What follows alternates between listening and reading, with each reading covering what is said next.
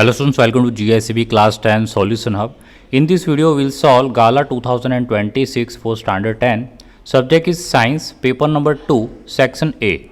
Question number 1. Which functional group is present in propanol? Propanone में कौन सा functional group present है? अब प्रोपेनॉन के पीछे आप देखिए ऑन लिखा हुआ है, यानी केटॉन का ग्रुप है.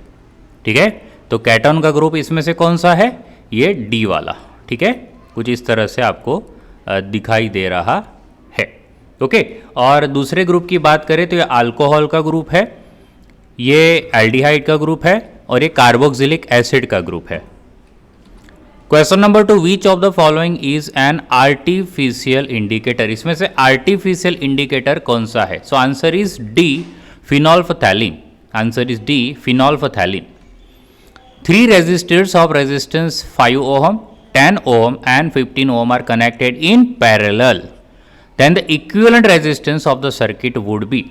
जब पैरेलल में कनेक्ट होता है तो आर इक्विवेलेंट का जो फॉर्मूला होता है वो 1/R1 plus 1/R2 plus 1/R3 होता है. और इसका जो आंसर आता है ना आर इक्यू का, वो हमेशा लेस देन R1, R2 और R3 ही आता है. यानी 5 से कम, 10 से कम और 15 से कम, है ना, तीनों से कम आना चाहिए. तो ऐसा कोई आंसर हमें देखना है. ये आप देखो पहला ही आंसर दिख रहा है लेस देन 5 ओम. ठीक है, लेस देन 5 ओम करेंगे तो तीनों से वैसे ही लेस देन आ जाएंगे.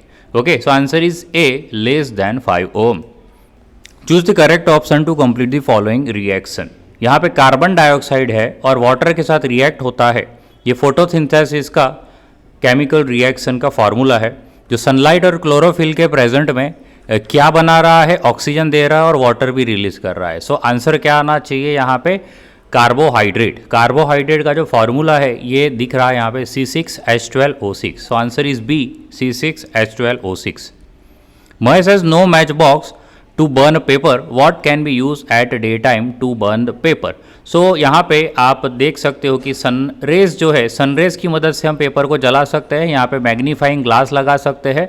तो मैग्नीफाइंग ग्लास में ऐसा लेंस होना चाहिए जो कॉन्सेंट्रेट करे सन की लाइट को और पेपर पे पड़ते ही पेपर जो है बर्न हो जाए. ओके, तो एक कॉन्सेंट्रेशन होना चाहिए. यानी आप देख सकते हो रेज जो है कन्वर्ज हो रहे हैं, यानी कन्वर्जिंग लेंस होना चाहिए. कन्वर्जिंग लेंस कौन सा है यहाँ पे? D, convex lens. So answer is D, convex lens. What is the least distance of distant vision of a young adult with a normal vision? तो एक यंग एडल्ट का अगर नॉर्मल विजन है तो उसका least distance of distance vision, यानी कि near point पूछ रहा है यहाँ पे. समझ रहे? इसका मतलब क्या है? Near point of eye. So near point जो होता है वो होता है 25 centimetre. So answer is C, 25 centimetre. Blank is use as a preservative in अचार्स and pickles use in market. So market में जो अचार्स पिकल्स यूज होते हैं उसमें उसको संभालने के लिए कौन से प्रिजर्वेटिव यूज होते हैं? So answer is acetic acid. Answer is acetic acid. Question number 8. 1 kilowatt hour is equal to blank joule.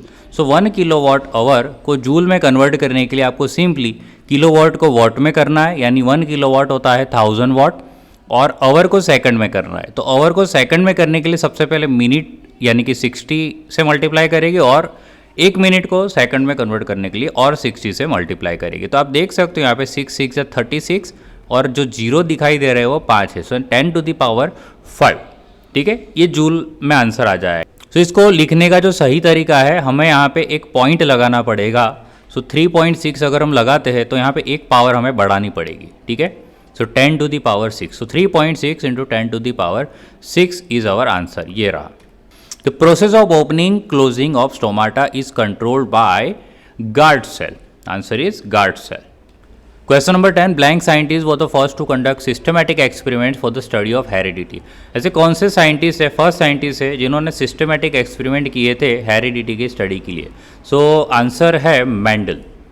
Answer is Mendel. Blank is the SI unit of measure power of lens. Power of lens को measure करने का SI unit कौन सा है? Answer is diopter. Question number 12. Blank is an alloy of lead and tin. Lead और tin का alloy जो है वो होता है solder. Answer is solder. Solder an alloy of lead and tin has a high melting point. High melting point नहीं होना चाहिए, आंसर में लो मेल्टिंग पॉइंट होना चाहिए. सो ये स्टेटमेंट फॉल्स हो जाएगा.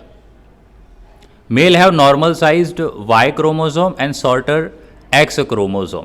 सो यहाँ पे उल्टा लिखा हुआ है, वाई शॉर्टर होना चाहिए, ये शॉर्टर होना चाहिए, और एक्स क्रोमोजोम नॉर्मल होना चाहिए, नॉर्मल साइज होना चाहिए। ओके, सो ये फॉल्स आएगा statement. The wavelength of red colour जो है of light is 1.8 times than that of a blue colour, यानी रेड कलर की जो वेवलेंथ है, लैम्बडा जो रेड है वो 1.8 times lambda of blue light है। So this statement is true. Okay, ये ट्रू स्टेटमेंट है। As per pH value of solution increases from 7 to 14। pH value जो है सॉल्यूशन का 7 से लेके बढ़ रहा है। ओके, 7 से बढ़ रहा है 14, यानी ये बेसिक के तरफ जा रहा है, ज़्यादा से ज़्यादा बेसिक के तरफ जा रहा है। तो it represent a decrease in concentration of H+ ion.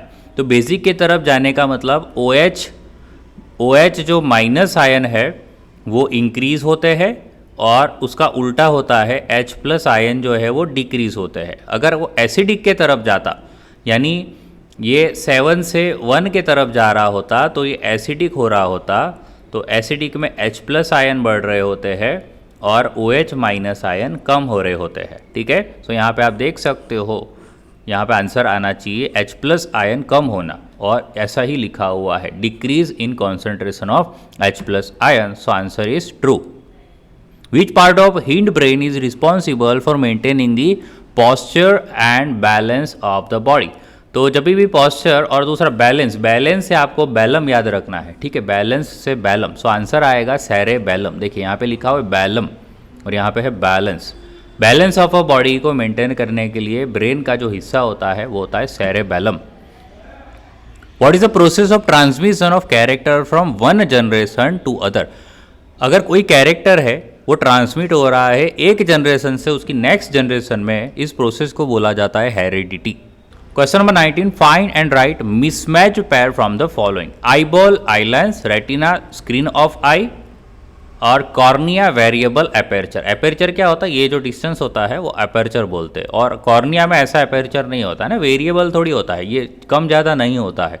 सो सी जो है वो रॉन्ग दिखाई दे रहा है। सो आंसर आएगा C, cornea variable aperture. I measure the electric current which device M I. Electric current को मेजर करने वाला device, answer is ammeter. Reflex action किसका काम है और इनवॉलंटरी एक्शन किसका काम है। रिफ्लेक्स एक्शन का काम स्पाइनल कॉर्ड का होता है, और इनवॉलंटरी एक्शन और दो है यहाँ पे, मेडुला ऑब्लोंगाटा। सो इनवॉलंटरी एक्शन का आंसर आएगा मेडुला ऑब्लोंगाटा। फोरब्रेन का काम तो वॉलंटरी एक्शन को कंट्रोल करना होता है। सो 22 का आंसर आएगा ए, मेडुला ऑब्लोंगाटा।